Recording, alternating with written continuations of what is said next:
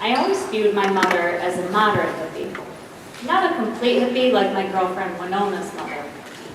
Winona lived in a real teepee until she was 5, and her mother had soft, downy bird's nests under each of her arms. Her mother's legs looked like a man's, and she smelled faintly of patchouli and dried flowers. She talked a lot about feelings and moon cycles and the earth. Winona's mother wrote in a journal and read books about dream interpretation and making projects out of beeswax and felt. She was what one might call a little capricious. My mother, on the other hand, shaved her legs and her armpits, and she mostly smelled of dial soap. To me, her heart was 100% pure bohemian, though. Some of the ways she raised us were stereotypical of free spirits. She grew everything organically in our garden, and then turned it into a lovely meal. She had a yogurt maker that made blobby white fermented milk for us to eat on Saturday mornings after a long, drawn-out cartoon binge. She'd fill the sour-flavored mounds with raspberries picked from the bushes near the entrance to the woods behind our house. If it was June, she would have strawberries harvested from the farm down the road. Strawberry picking was a tradition for the girls in my family.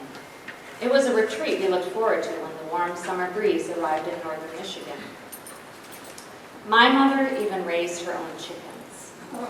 We had a small coop on the outskirts of our driveway toward the white pines that partitioned our property from the neighbor's field. She told me that when I was very little, I loved to watch her feed the chickens in the morning. I would stand outside the fence while she scattered bulk and grains on the ground. They, like I, believed she was a goddess in their midst. It was at those moments that I thought I had the best mother in the world. I followed her everywhere as she gardened, fed the animals, tended the plants, gathered produce, and generally stayed busy.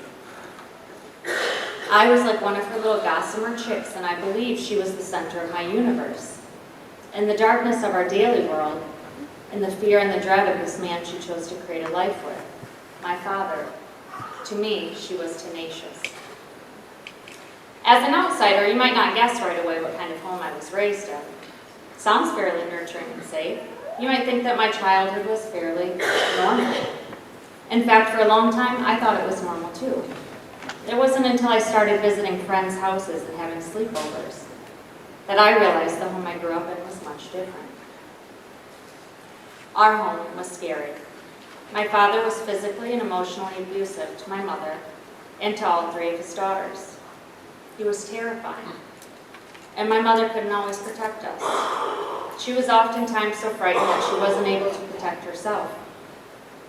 She was scared of leaving and taking care of 3 little girls on her own when she didn't have a college education or steady income to provide for us. She was fearful of what her Catholic family would think if they knew about the monster she had married. She was afraid to be alone. She was scared that no one would want her as a partner, because from the way she was treated in our home, she thought she must be a terrible person to deserve that. She was terrified to look at the things that were really going on right in front of her. She was a woman who never realized how the little red flags fiercely waving around her failed to lead her away from an abusive relationship. And so she began to create a fantasy world for us to live. In this world, he didn't leave little girls with upset stomachs each time they saw his vehicle pull into the driveway. In my mother's free-thinking facade, she didn't marry a man that made her 3 daughters tremble every time he raised his voice. From the outside, our plastered on smiles, neatly braided hair, and polite manners made us into the family she needed us to be in order to survive. We went to church on most Sundays, and we were good students in school. In fact, school was a welcome refuge for all 3 of us. We were, to outsiders looking in, a mostly average, middle-class, happy family.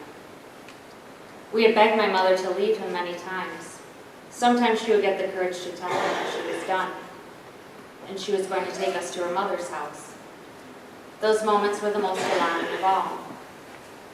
He would wake us in the middle of the night and demand that we all line up downstairs.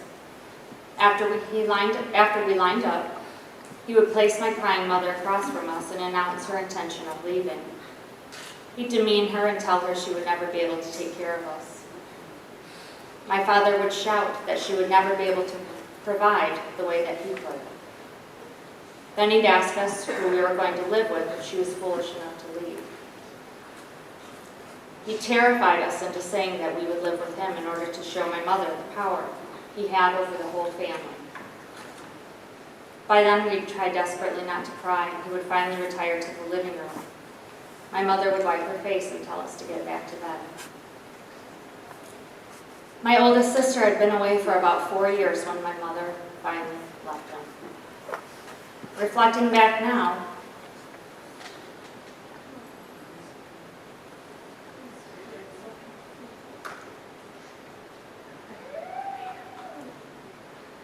as a woman and a mother myself,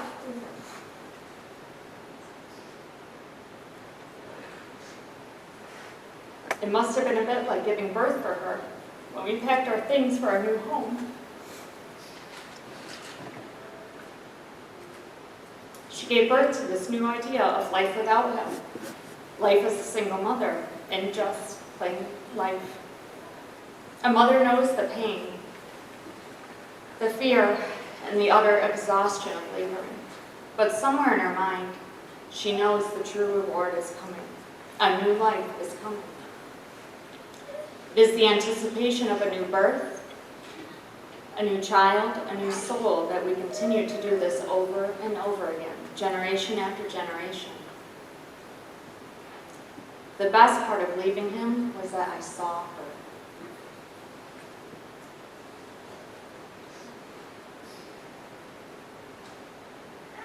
I really saw her as another being, separate from just my mother, separate from being a woman, but a hopeful human being that was in pain. I saw that she was sorrowful, broken, and distraught. But I also saw a new side of her for the first time. She had hope in her eyes. When I look at her now, I imagine this must have been how she lived before she met him. She was a true free spirit. When she was a young woman, she had anticipated a beautiful, happy marriage. She had desired children and a home in which to raise them. And then she had allowed herself to hope for a new dream. She had hoped for her daughters to be safe. She had hoped to feel again. She had hoped.